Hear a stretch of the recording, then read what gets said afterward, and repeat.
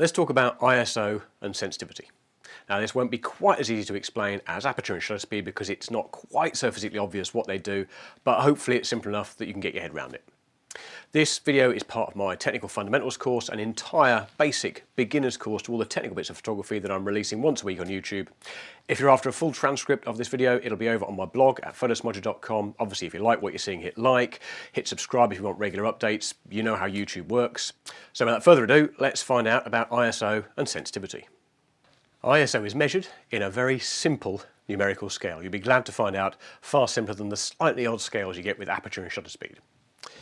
Here it is. You've got very straightforward numbers, 50, 100, 200, 400, 800, 16, 32, 6400. And predictably, this makes a lot of sense thankfully, the lower numbers are less sensitive to light and the higher numbers are more sensitive to light. It's as simple as that. Okay, very, very straightforward and easy to get your head around at this stage. Smaller number, less sensitive to light, higher number, more sensitive to light. You'll notice these numbers obviously double as they go along, and you can probably guess, if you were paying attention in the last couple of videos, that the gap between each of these numbers is one stop. Okay, so it's the equivalent to changing one whole stop in aperture, one whole stop in shutter speed, etc. If you go from 200 to 400, you've become more sensitive by one stop. If you go from 3200 down to 1600, you become less sensitive by one stop. Okay, that's the basic principle. Similar sort of thing to aperture and shutter speed as we've seen before, but a much more straightforward numerical scale. Now, how does this sensitivity happen, if you like? How does this sensitivity occur? Well, back in the days when everybody shot film, or if you still shoot film, then a roll of film was a certain ISO. You might buy an ISO 100 roll of film. That film, in very simplistic terms at least, was made up of light-sensitive grains. And to make the film more or less sensitive, you simply manufactured film with larger or smaller grains. I'm massively oversimplifying here, but you get the picture. You know, larger grains are obviously more sensitive to light, and smaller grains are less sensitive to light. Now in the digital era, obviously there isn't a film sitting inside your camera, you have a sensor. This sensor is made up of pixels. These are picture elements. Okay, these are the tiny little dots that themselves are sensitive to light that record the image for you, push it throughout to the memory card so you can see it on the screen, see it on your computer, and there's your image. Your sensor obviously has a fixed number of these pixels. It has a maximum number for certain. It might have 10 megapixels, 20, 50, however many it may be. That's the camera's resolution. Now unlike film, you obviously can't make these pixels bigger or smaller. The size of your sensor is set. The pixels themselves can't suddenly enlarge or shrink. That's not going to work. That's not physically possible. So they change sensitivity by essentially becoming more or less sensitive to light by turning their kind of volume, if you like, up or down.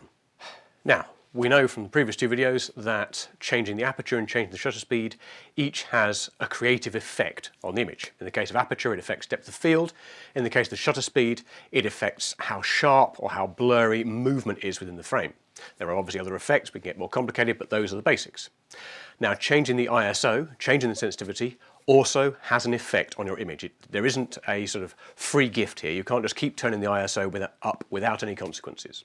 The best way to think of the effect that ISO has on your image is to stick with that volume analogy I just used regarding how sensitive and therefore how much volume your pixels have.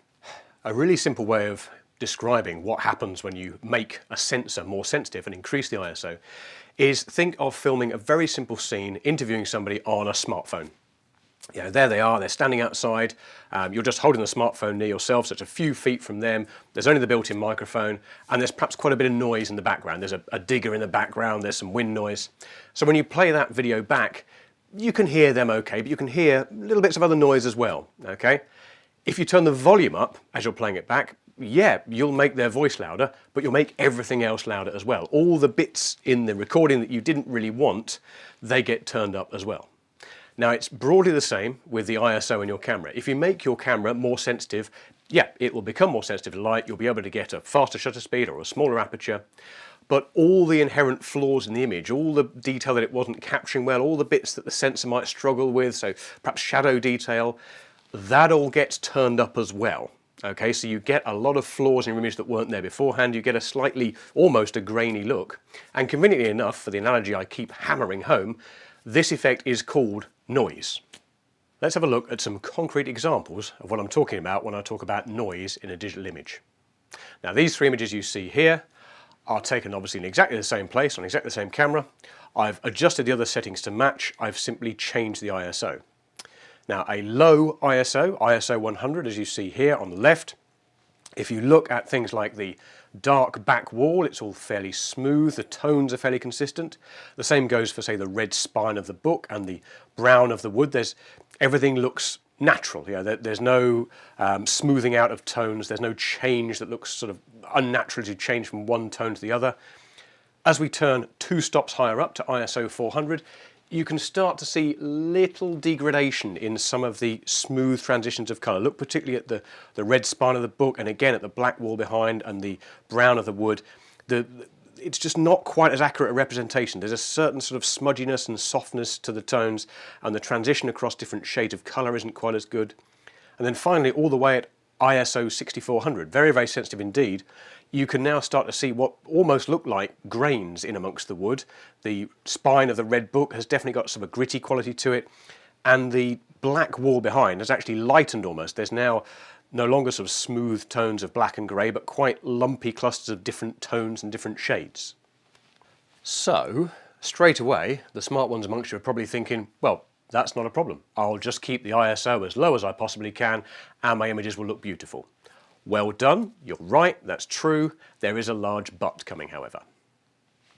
The but is that, of course, under certain circumstances, you may want a different aperture and shutter speed combination depending on how much depth of field you want, how much motion you want to freeze. That means you can't stay at a nice, low, not too sensitive ISO that doesn't have much noise on it. So why would you want to increase your ISO?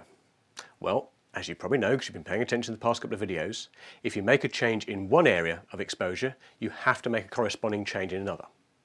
Let's say, for example, you're in a situation like this little shot here, whereby the exposure you've been given is 1/30th of a second at f2.8 at ISO 200. Now, for whatever reason, you want to capture some fast-moving action and freeze some motion in this shot, and you know full well that 1/30th of a second is not going to be anywhere near fast enough. You're just going to get loads and loads of blur.